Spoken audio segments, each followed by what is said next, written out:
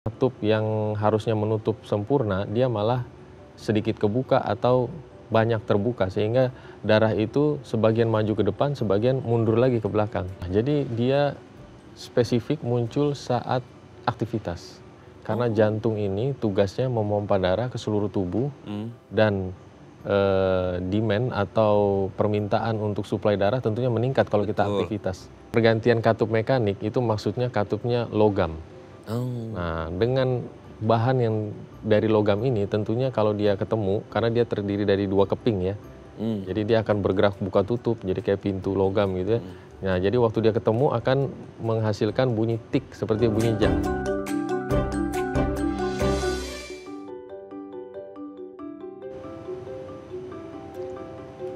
Halo pemirsa, apa kabar Anda hari ini? Senang sekali Sarah dan Maglias dapat kembali menemani Anda dalam sebuah program talkshow yang inspiratif. Ini dia Bincang Sehati.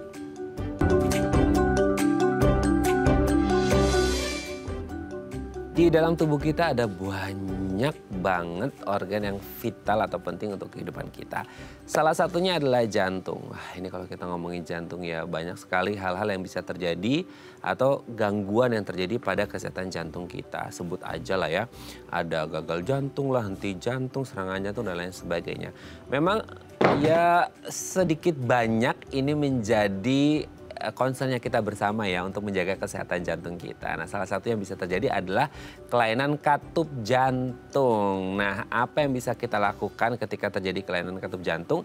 Inilah topik yang akan kita bahas hari ini. Nah, tapi sebelum bahas itu kita akan membahas terlebih dahulu beberapa mitos atau fakta seputar penyakit jantung. Dan untuk membahasnya telah hadir bersama kami di studio Bincang Sehati ada Dr. Asmoko Resta Permana, dokter subspesialis jantung dan pembuluh darah, konsultan kardiologi pediatrik dan penyakit jantung bawaan dari Rumah Sakit Mitra Keluarga Kemayoran. Selamat pagi Dr. Asmoko, apa kabar dok? Ya, pagi Mas. Alhamdulillah baik ya. Iya, oke dok, hari ini kita akan membahas seputar penyakit jantung, salah satunya itu kelainan katup jantung. Ini kalau ngomongin penyakit jantung itu serem ya dok ya. Karena banyak kasus yang terjadi meninggal mendadak gara-gara penyakit jantung. Nah mungkin salah satu yang kita bahas hari ini, nggak ngerti nih ada hubungan nggak, karena selama ini mungkin kita kenalnya kayak serangan jantung, henti jantung dan lain sebagainya. Hari ini kita akan membahas seputar katup jantung. Tapi sebelum bahas itu kita bahas mitos fatal seputar penyakit jantung secara umum ya dok ya. Yang pertama adalah, aduh ini fakta yang tidak mengenakan untuk kita cowok-cowok sejati nih dok ya. Wanita katanya lebih rendah risikonya mengalami sakit jantung dibandingkan laki-laki. Berarti ini indikasinya laki-laki lebih berisiko mengalami sakit jantung atau gimana dok? Ya, terima kasih Mas. Jadi untuk penyakit jantung memang ada beberapa tipe ya. Nah, jadi kalau jantung untuk penyakit jantung koroner, maka rasio pria dengan wanita itu lebih banyak pria, 4:1. Banyak kali dong, Ya, 4:1. karena wanita itu selama mereka masih haid, menstruasi, pembuluh darahnya dilindungi oleh hormon.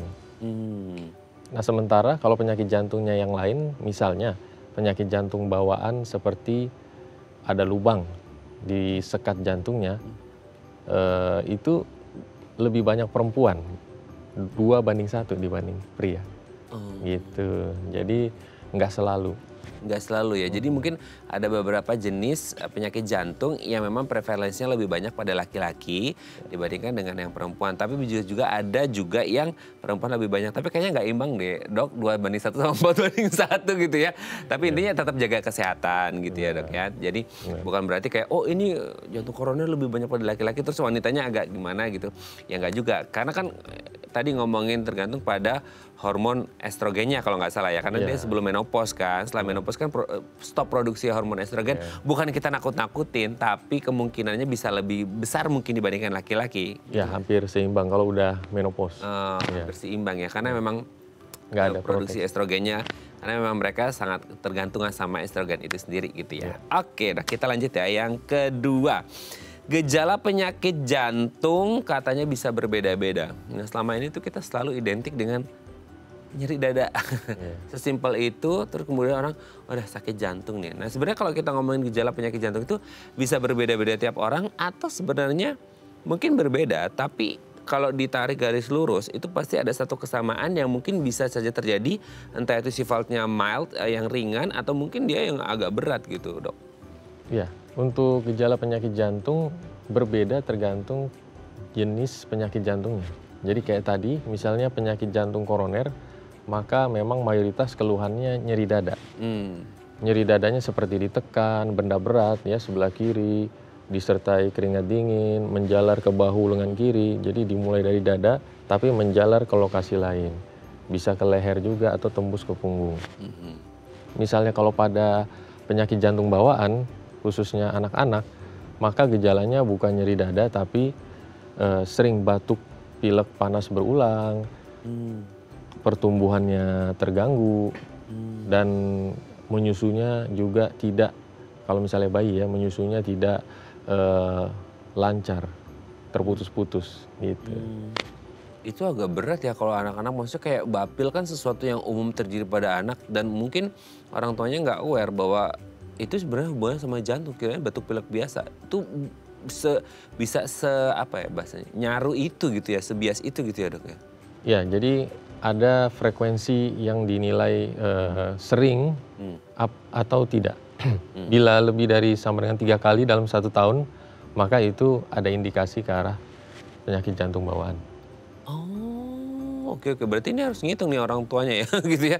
Setahun berapa kali nih anak kena kondisi yang seperti itu gitu ya. Mungkin orang jadi kayak kepikirannya, biasa anak mah gitu. Ini anak-anak pada umumnya juga sering sakit seperti ini. Tapi kalau udah nggak wajar, maksudnya berapa kali sampai terjadi? Ke dokter, sampai dibawa ke dokter, sampai dirawat di rumah sakit, itu baru dihitung.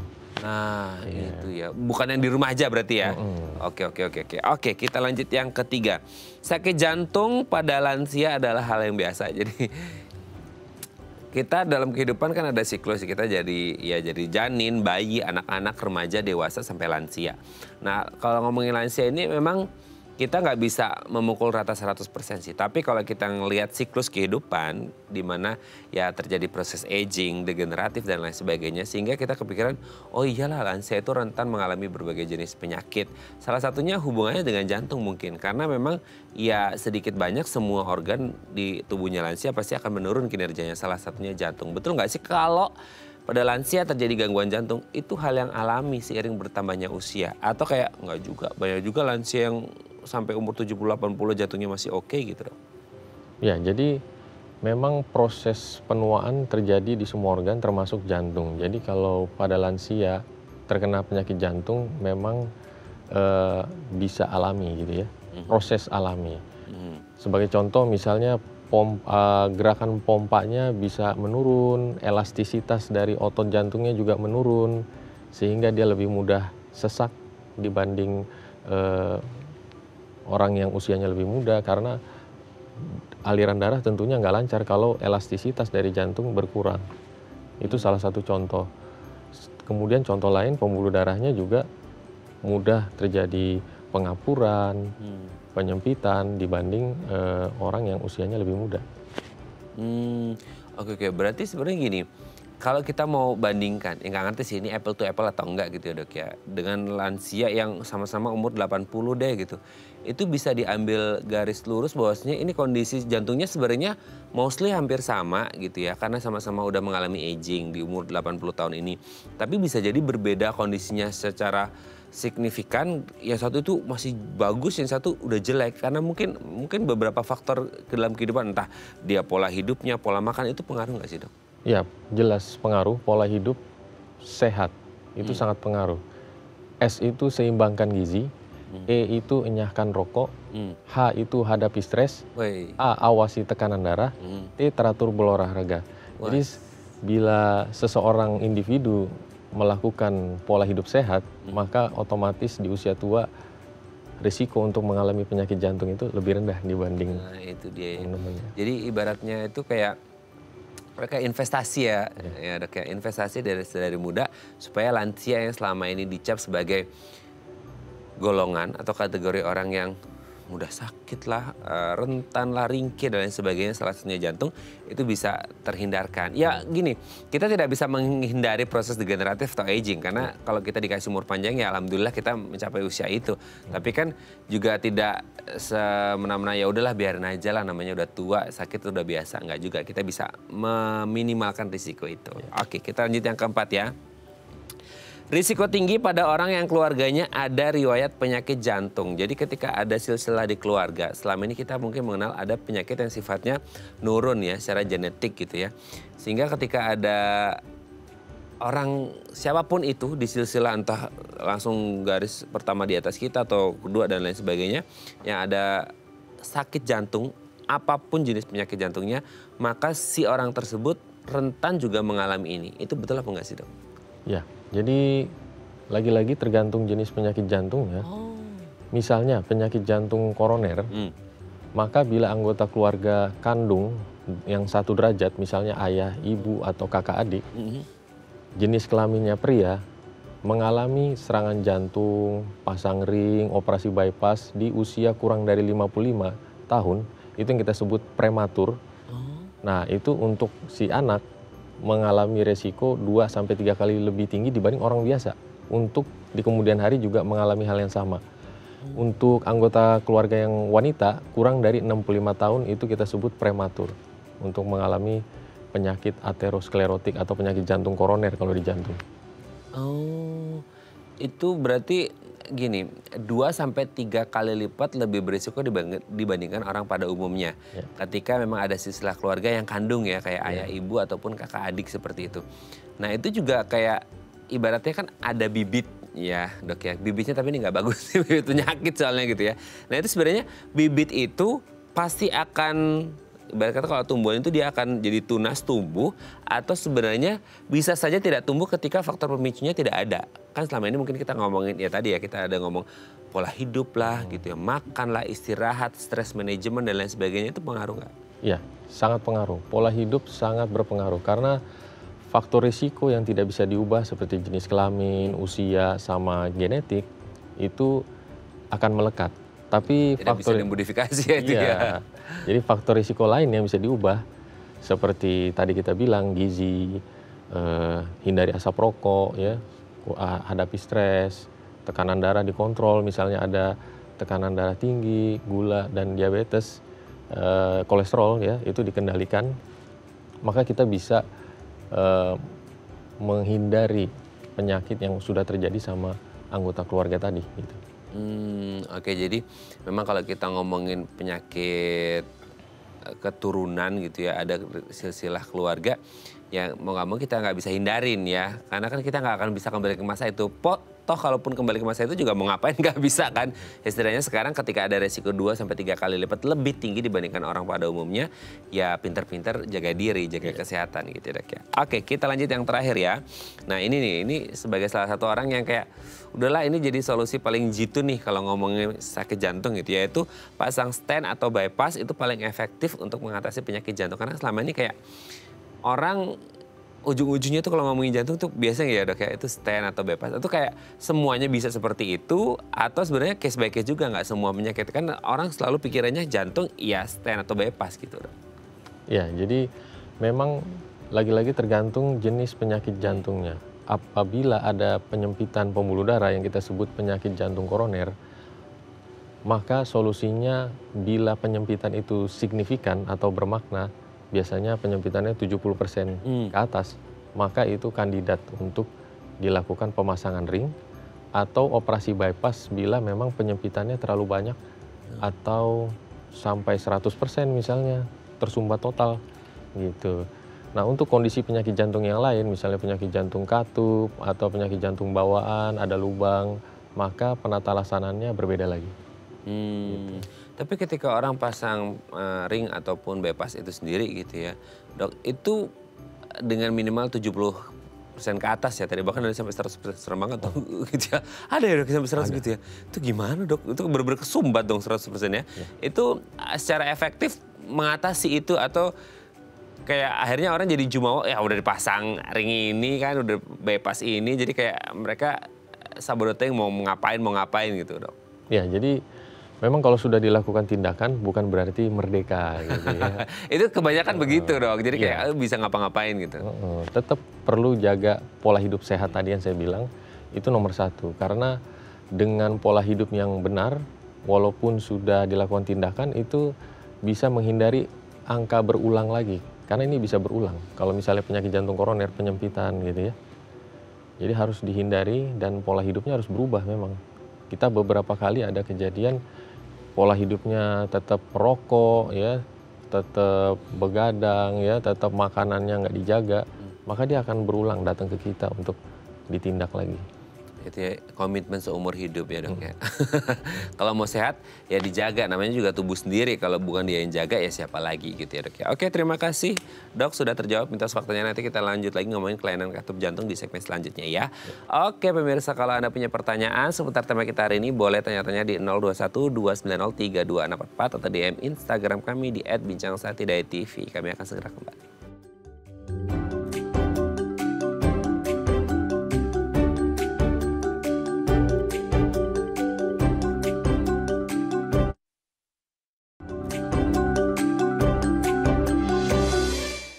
Baik, Anda masih bersama kami di Bincang Sehati dan kita masih membahas tema kita hari ini seputar kelainan katup jantung. Kalau Anda punya pertanyaan seputar tema kita hari ini, boleh tanya-tanya di 021 290 3244 atau DM Instagram kami di @bincangsahatidayatv. Kita masih bersama dengan Dr. Asmoko Resta Permana, dokter subspesialis jantung dan pembuluh darah, konsultan kardiologi pediatrik dan penyakit jantung bawaan dari Rumah Sakit Mitra Keluarga Kemayoran. Oke, dokter Asmoko, kita lanjut lagi. Penyakit jantung ini salah satu momok ya. Kalau kita ngomongin jantung gitu ya, kemudian stroke dan lain sebagainya, kayaknya masuk top 3-nya gitu ya. Penyakit yang paling mematikan. Ya harapannya sih nggak ada yang punya penyakit ini ya dok ya gitu. Tapi kalau ngomongin penyakit atau kelainan katup jantung, sebelum kita ngomongin kelainan katup jantungnya, boleh dijelasin nggak sih dok? Maksudnya kayak jantung itu ada apa aja kan selama ini kita tahu itu sesimpel ya, karena kita bukan dokter ya, kayak apa sih jantung itu, pompa darah, that's it, itu aja gitu ya. Kalau ada orang serangan jantung, gagal jantung, henti jantung, ya jantungnya nggak pompa lagi, udah gitu ya, sesimpel itu. Tapi kalau kita ngomongin jantung secara umum, itu di dalamnya ada apa aja dan fungsinya apa aja, karena mungkin salah satunya pasti ada katup jantung yang akan kita bahas hari ini gitu dok, gimana? Ya, jadi memang untuk organ jantung itu ada banyak isinya ya. Ruangannya ada 4. Nah, ruangannya ada 4. Mungkin ada gambarnya nih pemirsa ya. Oh, iya. Gambar dari apa bentuk dari jantung, nanti dokter Asmoko akan jelaskan gitu ya. Ya, bisa. Nanti kita lihat gambarnya. Nah, di sini ada gambar ya.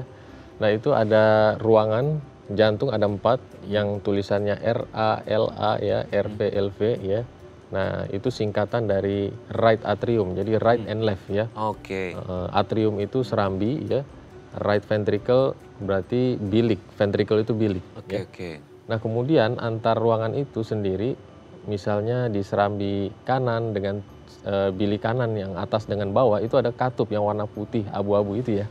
Oke. Nah, itu seperti pintu, jadi pintu antar ruangan, tapi pintunya satu arah. Oh, yang tulisnya PA itu bukan sih dok?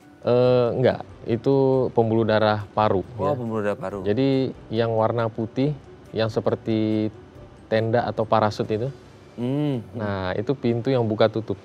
Oke, oke. Nah, untuk yang di tengah-tengah ada yang bulat di bawah tulisan PA. Nah, itu katup juga. Jadi jantung ini punya 4 ruangan dan 4 katup.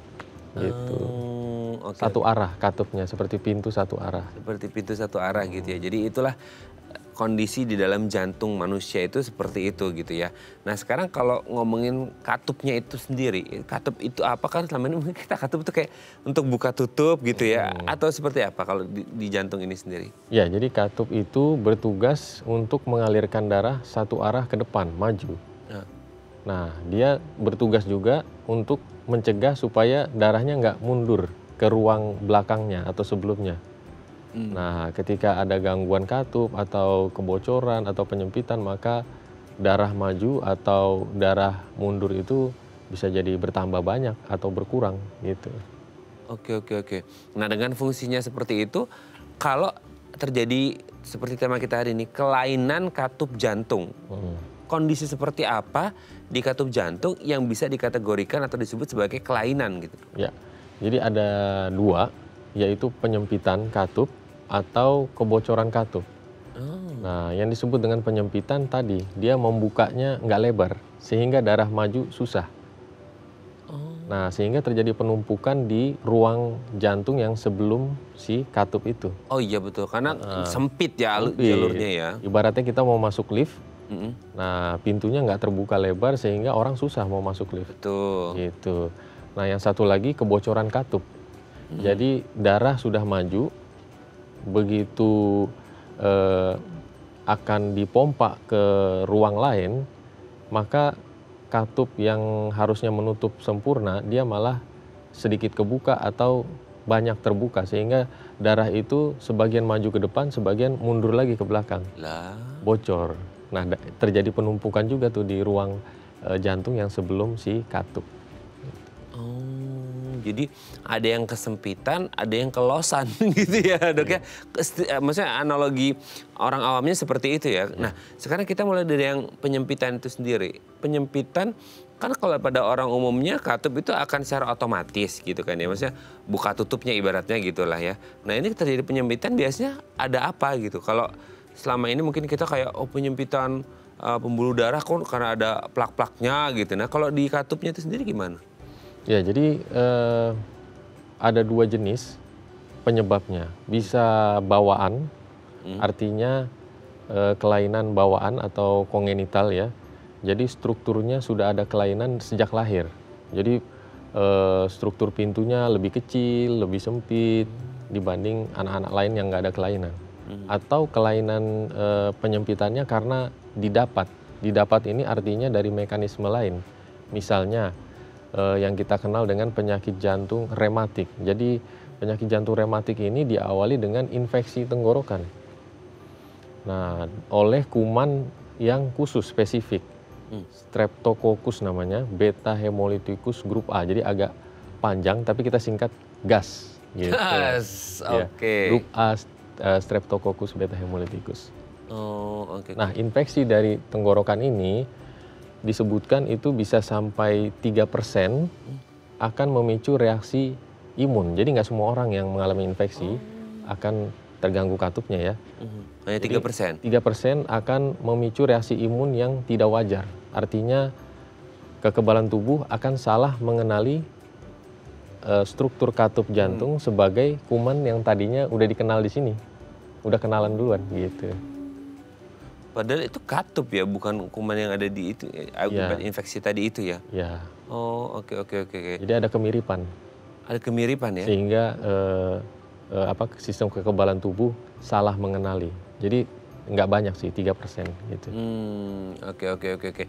Jadi salah mengenali, akhirnya yang harusnya itu bekerja secara baik si katupnya, jadi malah ikutan diserang karena mungkin dikenalinya sebagai kuman atau akibat dari infeksi tadi itu ya dok ya. Oke dok, nanti kita lanjut lagi ya ngobrolin selanjutnya apa penanganan yang bisa dilakukan. Nanti kita bahas di segmen selanjutnya. Oke pemirsa, kalau Anda masih punya pertanyaan seputar tema kita hari ini, boleh tanya-tanya di 0212903244 atau DM Instagram kami di @bincangsahatidayat.tv. Kami akan segera kembali.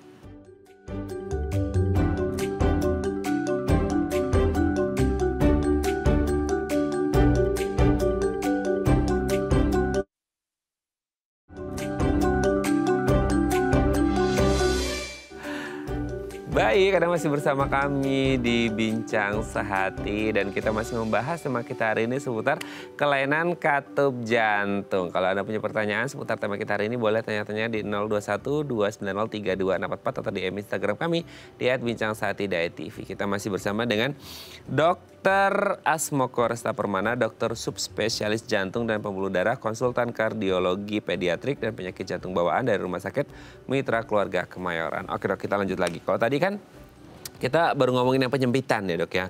Nah yang selanjutnya itu yang kebocoran ya, yang dia bisa harusnya bolak-balik gitu ya. Nah itu kondisinya seperti apa sehingga akhirnya terjadi kondisi seperti itu. Kalau tadi kan ada dua ya kalau nggak salah, ya kongenital bawaan dari lahir atau karena mungkin faktor yang didapat seperti itu ya. Nah kalau untuk yang kebocoran sendiri gimana? Ya, jadi kalau untuk kebocoran yang didapat juga sama seperti tadi. Jadi kerusakan karena kekebalan tubuhnya menyerang katupnya sendiri, itu skenarionya bisa dua. Jadi katupnya menebal jadi sempit, atau katupnya rusak sehingga bocor. Nah, untuk penyebab lainnya itu degeneratif bisa, artinya proses menahun ya, degeneratif. Jadi katupnya memang lemah dari genetik dari sananya, tapi nggak langsung muncul waktu dia kecil. Jadi kelemahan ini ada prosesnya, jadi kita sebutnya prolaps ya, mitral valve prolaps, MVP singkatannya, bukan most valuable player. Ya. Oke. Jadi selain itu juga kongenital juga bisa, tapi jarang. Tapi jarang ya. Terus satu lagi akibat dari serangan jantung juga bisa. Karena katup ini gerakannya dikontrol oleh otot, di mana otot ini dikasih asupan atau dikasih aliran darah dari si pembuluh darah tadi yang kesumbat. Nah, gerakannya jadi terganggu tuh. Oh, iya. Jadi kalau jadi keinget nih ya dok ya, ini mungkin beda disiplin ilmu, tapi saya jadi keinget ketika katupnya itu dia ngelos, itu ibarat kata kalau orang itu kayak reflux gitu ya. Dok ya, kayak orang aslam tuh itu juga kayak naik lagi gitu. Jadi ini sedikit banyak mungkin kondisinya agak sama seperti itu. Tapi ini kasusnya adalah di katup jantung seperti itu. Nah sekarang kalau ada orang yang mengalami ini gitu ya, ini tuh yang dia rasakan apa? Maksudnya kayak untuk sebelum sampai kita ngomongin pengobatan penanganannya, itu kan pasti orang ada muncul namanya penyakit, ada gejala atau tanda-tanda yang dirasakan oleh orang tersebut gitu ya.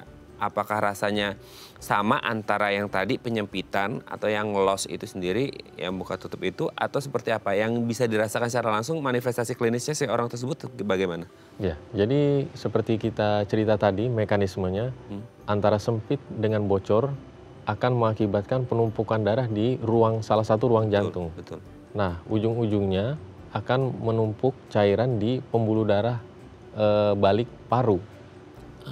Nah, semua itu akan bermuara ke situ, sehingga kalau ada penumpukan cairan di pembuluh darah balik ini, maka nafas akan terganggu. Gejalanya sesak, cepet capek, ngos-ngosan. Dibanding orang lain, dia lebih mudah sesak gitu. Oh, berarti ketika ada, soalnya tuh kadang-kadang gini dok ya, kalau ngomongin kayak sesak, mudah lelah, itu orang tuh kadang-kadang agak nyaru ya dok ya. Maksudnya ketika mereka beraktivitas, mungkin karena capek kerja gitu ya. Atau kayak, mungkin ini lagi agak stres aja nih, makanya kerasa agak sesak napas seperti itu. Nah, untuk membedakan bagaimana ini yang umum terjadi pada orang-orang, capeknya umum, sesaknya umum, dengan gangguan di katup jantung, ini tuh kayak mungkin kita lihat dari, karena sifatnya sama ya, kita lihat dari kemunculannya. Dalam artian kayak, sifatnya apa sih kalau katup jantung ini, akutkah, kronikkah, atau seperti apa? Jadi kayak orang bisa, nggak ada angin, nggak ada hujan, tiba-tiba kok rasa sesek ya, kok tiba-tiba capek ya. Oh ini akut banget nih, apa ini hubungannya sama katup jantung yang mengalami kelainan, atau dia sifatnya kronik karena dia akan sifatnya progresif gitu? Ya, kalau secara umum general dia kronik, jadi pelan-pelan. Gejalanya yang paling ringan tadi, sesak. Nah, kalau yang sudah ekstrim, sudah berat, itu biasanya disertai dengan pembengkakan kaki, perutnya bengkak, terus tidurnya nggak bisa telentang, gitu ya. Nah itu gejala-gejala yang sudah ekstrim. Nah khusus untuk penyempitan katup, terutama di katup di aorta atau pembuluh darah ke seluruh tubuh, maka gejalanya juga ada tambahan nyeri dada, karena aliran ke pembuluh darah jantung itu terganggu karena muara pembuluh darah jantung ada di dekat katup aorta tadi. Jadi kalau sempit alirannya kurang, sakit dada. Nih tambahan gejala khusus untuk yang si penyempitan katup aorta. Oke, yang penyempitan, dan lagi-lagi seputar nyeri dada ya. Karena kalau hubungannya sama jantung kan pasti memang lokasinya sekitar situ. Nah itu dia sifatnya ketika terjadi yang disebutkan dokter Asmoko tadi, dia sifatnya hilang timbul atau dia menetap sih dok? Nah jadi dia spesifik muncul saat aktivitas. Karena jantung ini tugasnya memompa darah ke seluruh tubuh dan demand atau permintaan untuk suplai darah tentunya meningkat kalau kita aktivitas gitu. Nah aktivitasnya mungkin gini kan, ada orang yang aktivitasnya ya nggak ngerti ya, kita nggak bisa memberikan parameter apakah ini aktivitas berat atau enggak gitu ya. Nah dia akan muncul tuh ketika orang kan kalau beraktivitas berat maka energi dan segala macam tubuhnya akan memporsir dirinya untuk bekerja secara lebih. Nah mungkin hubungannya juga dengan bagaimana kinerja jantung. Apakah ada perbedaan dengan orang-orang yang let's say kerjanya berat atau sama orang yang kayak kita kerja di kantor kayaknya kita sama-sama beraktivitas tapi akan beda sama kita yang kerja di kantor ngobrol gini sama para seniman bangunan yang memang kerjanya outdoor dengan beban yang begitu berat gitu dok. Ya, jadi memang ada perbedaan threshold atau ambang. Oke. Ambang batas seseorang ini mulai mengeluh, Nah. belum tentu berbanding lurus dengan kelainannya. Oh, Misalnya iya. kelainannya sudah berat, tapi kalau dia workaholic atau dia train ya sangat terlatih, tentunya dia belum tentu akan merasakan keluhan atau dia akan merasakan keluhan sedikit saja sesaknya. Padahal di dalam sudah mengalami kebocoran berat atau penyempitan yang berat. Nah itu kita beberapa kali menemukan pada populasi olahragawan ya, Oh betul. atau militer ya, atau yang hobi fitness gitu misalnya ya. Oh iya. Nah jadi memang menjaga pola hidup sehat itu sangat penting dan lebih mawas diri supaya dengan gejala belum tentu gejalanya berat gitu ya. Ini khusus pada populasi yang seperti itu ya. Kalau populasi umum seperti kita yang sehari-hari duduk minum teh gitu ya, gejalanya berat biasanya. Tapi kan mungkin gini dok ya, kalau misal kita dibandingkan orang umum sama yang tadi ya, olahragawan, atlet gitu kan, kemudian ya lain sebagainya yang punya memang aktivitas lumayan berat gitu. Tapi kalau kita ngomong kayak orang udah terbiasa atau enggak sih dengan apa yang mereka rasakan. Mungkin kalau orang sakit itu bahasanya pain tolerance-nya orang beda-beda nih. Antara yang kita ngerasain kayak nyeri dadanya seperti ini buat si ini kayaknya biasa aja. Tapi buat sini kayak itu dahsyat banget gitu ya. Atau sesaknya dan lain sebagainya itu gimana? Ada perbedaan nggak sih kalau ngomongin orang ini kayaknya udah terbiasa beradaptasi sama sakitnya. Jadi kayak dia nggak ngeh bahwa ini menuju ke kelainan katup jantung. Entah itu penyempitan atau bocoran tadi. Ya memang untuk populasi yang seperti ini yang keluhannya tidak khas atau ambang batasnya tinggi, memang diperlukan pemeriksaan lanjut seperti dengan stetoskop dicek ada suara kebocorannya enggak, atau direkam jantung dilihat ada tanda-tanda penyempitan pembuluh darah jantung apa enggak gitu. Tentunya memang diawali dengan keluhan gitu. Jadi dengan adanya keluhan baru deh pemeriksaan gitu ya. Oke, nanti kita lanjut lagi ngomongin lebih detail tentang pemeriksaan dan penanganannya seperti apa di segmen selanjutnya ya dok ya. Oke pemirsa, kalau Anda masih punya pertanyaan seputar tema kita hari ini boleh tanya-tanya di 021 2903 2644 atau DM Instagram kami di @bincangsaatidayatv. Kami akan segera kembali.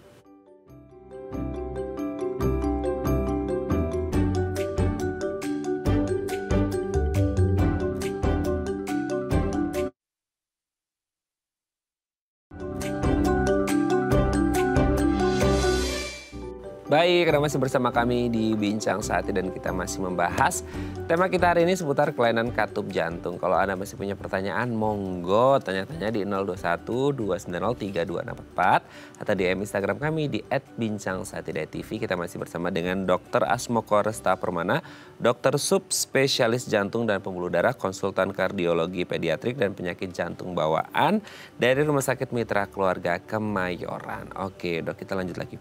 Kalau tadi sudah disebutkan ya gejala-gejala yang muncul nih, wah kayaknya tadi dokter Asmoko bilang gini-gini, ini kayaknya tanda katup deh gitu. Nah sebenarnya bingung ya kalau kita ngomongin jantung itu kan sesuatu yang sangat vital ya. Untuk beberapa penyakit yang lain mungkin bisa giniin dulu nih sebelum ketemu vaskes terdekat gitu atau ketemu dokter. Nah kalau untuk penyakit katup jantung ini sendiri, bisa nggak sih ketika mulai muncul gejala-gejala tadi yang disampaikan oleh dokter Asmoko, terus kemudian penanganan sendiri dulu deh gitu. Karena mungkin kayak kondisinya ya belum memungkinkan untuk ke dokter atau vaskesnya jauh dan lain sebagainya. Itu bisa ditangani dulu atau nggak bisa tuh benar-benar harus langsung urgent sifatnya harus langsung ketemu dokter gitu dok? Ya jadi kalau skenarionya masih gejala tahap awal, sesak-sesak, cepat capek, ngos-ngosan, memang tidak harus langsung ke dokter. Kurangi aktivitas, kemudian cari jadwal untuk kontrol atau periksa ke dokter. Tapi kalau misalnya keluhannya sudah berat sampai bengkak kaki, perut bengkak, tidurnya setengah duduk, nggak bisa telentang, Nah itu mesti segera ke dokter, ke IGD sebenarnya. Nah langsung ke gawat darurat, unit gawat darurat, langsung diperiksa, langsung diobati. Nah misalnya perjalanannya agak jauh, kalau ada oksigen itu sangat membantu. Jadi ada tabung oksigen, pakai nasal kanul ya, selang oksigen itu lumayan membantu. Lumayan membantu ya. Tapi misal dari awal mereka mulai ngerasain sesak segala macam sampai akhirnya terjadi bengkak dan lain sebagainya, itu dia bisa berapa lama akhirnya terjadi pembengkakan seperti itu? Atau mungkin setiap orang bisa berbeda-beda atau gimana, Dok? Ya berbeda-beda. Rata-rata hitungan bulanan atau tahunan. Bisa. Tapi akhirnya mereka bisa bertahan sampai bulanan, tahun-tahunan. Mereka enggak nggak sih kalau akhirnya dari yang gejala yang dipikirnya ini mah ringan-ringan aja sampai akhirnya bengkak dan lain sebagainya. Mereka bisa notice itu nggak sih, Dok, sebenarnya? Belum tentu notice ya. Apalagi yang tadi misalnya populasinya aktivitasnya berat, tentunya tadi seperti tadi ambang batasnya bisa lebih tinggi sehingga dianggap oh ini masuk angin biasa, kecapean biasa gitu ya.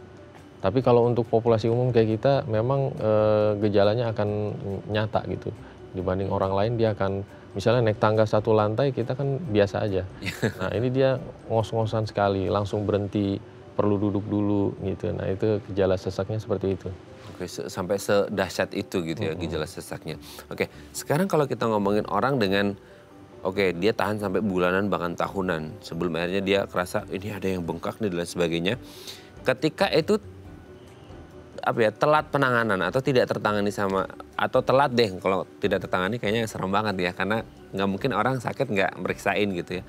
Telat penanganannya itu bisa menyebabkan worst skenario-nya nggak sih, maksudnya kayak komplikasi, karena kan kita ngomongin jantung ya itu fungsinya sangat vital, tapi ketika terjadi kelainan entah dia penyempitan numpuk terus darahnya di satu ruangan atau dia yang bocoran tadi, itu kan hubungannya sama darah, oksigen yang mengalir ke seluruh tubuh dan lain sebagainya, itu gimana, Dok?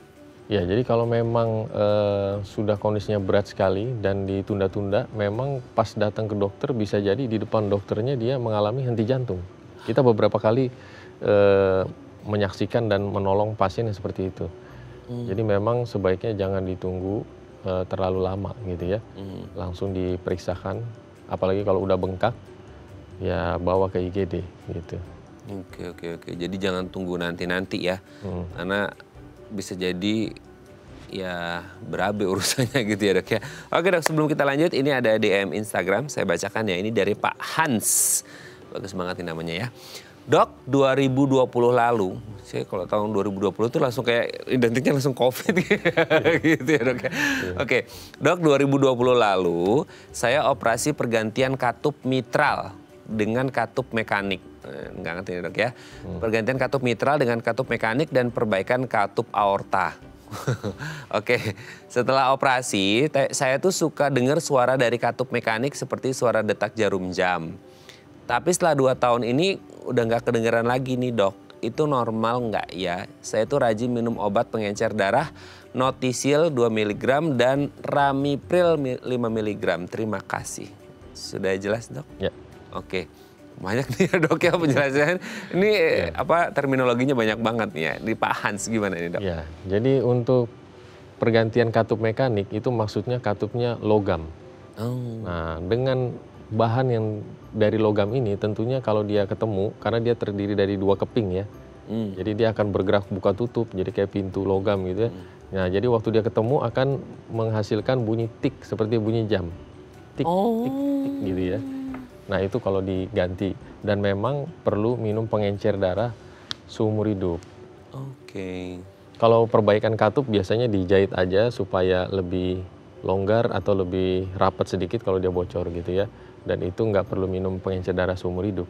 Biasanya 3 bulan aja. Nah tapi untuk beliau kalau karena ganti katup logam, nah itu minum pengencer darahnya seumur hidup yang beliau sebut tadi. Isinya itu warfarin namanya ya. Itu tadi merek yang beliau sebut. Oh iya. Nah kemudian untuk apakah ada gangguan kalau bunyinya hilang? Nah ini penting. Oh iya, gimana? Artinya kita curiganya ada gumpalan darah yang menghambat katupnya ketemu atau dia bergeraknya jadi susah. Nah itu kalau bunyinya hilang, tik bunyi jamnya itu mesti diperiksakan ke dokter jantung. Bahkan kalau sampai ada gejala sesek atau pusing atau pingsan, itu langsung bawa ke IGD. Artinya katupnya jam atau macet. Nah tapi kalau beliau masih sehari-hari masih aktivitas, masih sadar dan belum ada keluhan yang bermakna, bisa datang ke poliklinik aja untuk diperiksa di USG biasanya, echo. Berarti intinya itu normalnya ketika ada pergantian katup mekanik, dia seumur hidup kalau tidak ada halangan atau gumpalan darah dan lain sebagainya, dia akan masih kedengeran tik-tik kayak detak jarum jam gitu atau gimana? Ya, biasanya kadang-kadang mau tidur tuh agak lama karena kedengeran bunyi jam. Tik, Agak serem ya dok ya. Itu masih kedengerannya lumayan kedenger sama kuping kita langsung gitu. Ya, ya. Maksudnya di tempat yang agak sunyi gitu ya kedengerannya. Ya. Oh, oke. Tapi itu memang sebagai salah satu prosedur ya, dok ya. Maksudnya dengan logam itu sendiri gitu ya. Iya. Oke. Tapi ada juga misalnya bunyinya terlalu kecil, mungkin si pasien mohon maaf udah agak berkurang pendengarannya. Nah itu bisa diperiksa sama dokter pakai stetoskop. Kalau masih kedengaran bunyi jam juga di stetoskop berarti aman. Gitu. Ya, oke ya. Nah mungkin tadi ya ada dua nih ya Pak Hans ya. Emang beneran tidak berbunyi karena mungkin ada gumpalan nih sehingga akhirnya harus diperiksakan. Atau mungkin dari faktor indera pendengaran juga. Tapi nggak ngerti, semoga Pak Hans masih muda dan masih bagus pendengarannya ya. Semoga bisa menjawab pertanyaan Pak Hans dan semoga sehat selalu. Dan semoga bisa langsung konsultasi ke dokter untuk menemukan jawabannya seperti apa. Oke dok, nanti kita lanjut lagi ya di segmen terakhir. Oke pemirsa, kami akan kembali saat lagi. Tetap bersama kami di Bincang Sehat.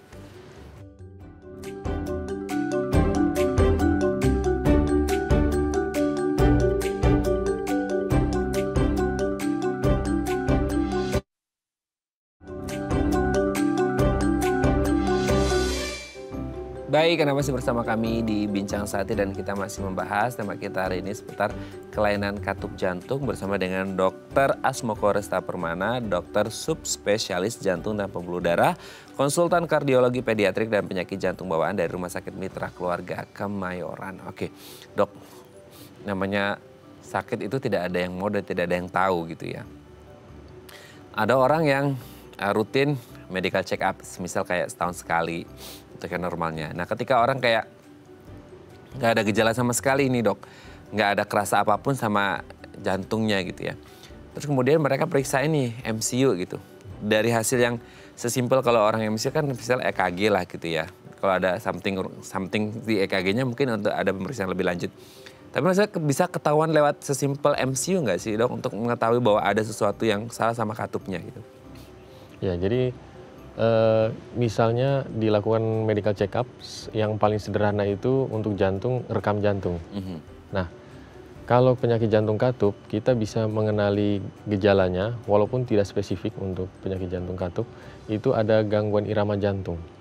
Atau tanda pembesaran ruang-ruang jantung dari rekam jantungnya. Jadi gambaran grafiknya di atas batas orang normal gitu. Nah atau gangguan irama jantung, iramanya nggak teratur. Nah kita beberapa kali ketemu itu antara dua, dia bisa ada penyempitan pembuluh darah atau memang primer kelainan katup, bocoran misalnya gitu. Oke. Jadi memang sedikit banyak kalau orang MCU aja udah alhamdulillah ya, maksudnya orang udah aware gitu. Ada yang mungkin seumur hidupnya nggak pernah MCU gitu ya. Nah ini kan jadi harusnya kita bersama. Oke, sekarang katakanlah ketika entah dia MCU ataupun ada gejala tadi gitu ya, periksa gitu ya. Terus kemudian biasanya setelah didiagnosis, bahwa ini benar ada kelainan katup jantung, entah penyempitan atau kebocoran tadi, biasanya tindakan apa yang harus dilakukan? Apakah ada tindakan invasif kah atau sebenarnya ada ya sebelum itu kita yang konvensional dulu deh gitu atau gimana tuh dok? Ya jadi tergantung tahap penyakitnya yang dialami si pasien atau individu ini. Kita membaginya menjadi 3 tahap, ringan, sedang, atau berat. Nah tentunya ringan atau sedang kita observasi dan kalau ada gejala kita beri obat untuk gejalanya. Jadi obat sifatnya tidak menyembuhkan kelainannya tapi membantu dia mengurangi gejalanya sehari-hari. Nah kalau yang levelnya berat maka ini umumnya perlu operasi atau tindakan ya. Kalau untuk penyempitan kita masih bisa lakukan tindakan balonisasi tanpa operasi. seperti penyempitan katup mitral ya, kita sering sebut mitral stenosis atau MS. Nah itu bisa dibalonisasi. Nah balonisasi ini prosedurnya melalui kateterisasi, jadi pada umumnya lewat paha gitu. Jadi tanpa operasi dibelah gitu. Nah sampai memang usianya sekitar 40-50 maka kita sudah kandidat untuk dioperasi diganti. Tapi kalau dia masih muda, apalagi hamil, tentunya kan tidak bisa menjalani operasi yang berat. Nah itu kita pernah melakukan balonisasi untuk yang kasus-kasus seperti itu. Kalau semisal dok, sorry itu sih maksudnya mungkin ya ketika yang pasiennya ini lansia, kan mungkin banyak yang ada komorbid ya. Entah dengan sistem metaboliknya, diabetesnya, dan lain sebagainya, hipertensi, dan banyak lah gitu. Itu ada nggak sih case by case bahwa dengan orang-orang dengan komorbid seperti ini nggak bisa tindakan yang bedah nih atau segala macamnya gitu? Ya tentunya kita punya scoring ya untuk menilai secara objektif pasien ini kalau dioperasi akan mengalami efek samping atau komplikasi lebih berat dibandingkan pasien yang usianya lebih muda gitu. Tentunya ada scoringnya, dan kalau skornya tinggi tentunya kita akan anjurkan obat-obatan saja walaupun kelainannya berat gitu. Jadi kita tidak semuanya kita pukul rata harus operasi kalau berat. Kita lihat-lihat juga kondisi pasiennya. Oke, entah dia dengan minum obat atau dia dengan bedah gitu ya, yang akhirnya terjadinya tindakan, bisa jadi nggak sih dok, ke depannya, nggak tahu ya, karena pola hidupnya dan lain sebagainya, itu bisa muncul lagi kejadian katup jantungnya, mengalami kelainan, entah dia terjadi penyempitan ataupun kebocoran. Iya, jadi seperti tadi, jika udah ada kelainan penyempitan atau kebocoran, obat fungsinya tidak menyembuhkan, tapi mengurangi gejala. Mengurangi gejala. Nah, ketika dia levelnya berat dan sudah dilakukan tindakan, tentunya masalah yang timbul bukan dari katup lamanya lagi, karena sudah diganti misalnya dengan katup yang baru, maka masalah yang bisa timbul seperti yang tadi, misalnya katupnya macet atau apa. Tapi tentunya kalau beliau rutin minum obat, masalah itu nggak akan terjadi. Oke, baik, terima kasih Dr. Asmoko. Ini banyak banget hal yang kita dapat hari ini seputar penyakit kelainan katup jantung. Semoga ini menjadi pembelajaran kita bersama untuk menjaga kesehatan jantung kita menjadi lebih baik. Terima kasih dok. Sehat selalu, salam untuk keluarga di rumah dan teman-teman di Rumah Sakit Mitra Keluarga Kemayoran. Selamat pagi dok. Ya, terima kasih. Oke pemirsa, itu dari perbincangan kita dengan Dr. Asmoko. Semoga bermanfaat ya. Dan jangan lupa untuk terus menyaksikan konten-konten inspiratif kami di platform The Eye Plus. Saya Raden Matias pamit. Sampai jumpa dan selamat kembali beraktivitas di hari Rabu yang indah ini. Dan ingat selalu jaga kesehatan jantung Anda. Sampai jumpa.